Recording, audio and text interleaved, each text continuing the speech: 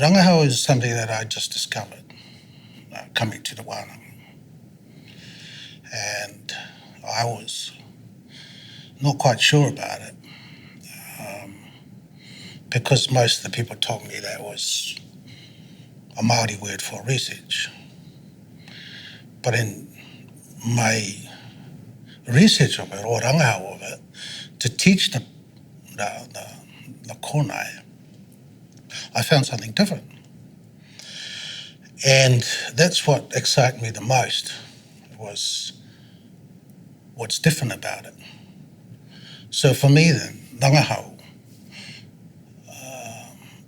it's more political, it's academic, but it's also a lived experience.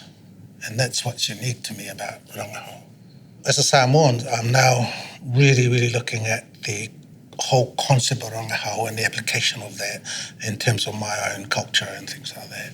And one of the key things that I like about Rangahau is about the notion of Indigenous knowledge.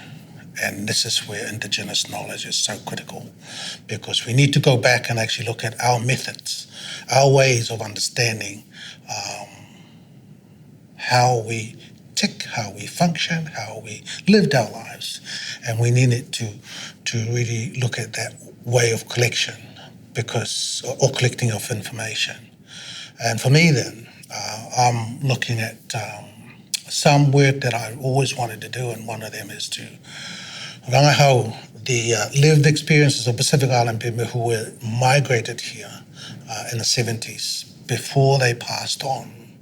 I wanted to know what was it like for them to live in New Zealand as migrants from the Pacific.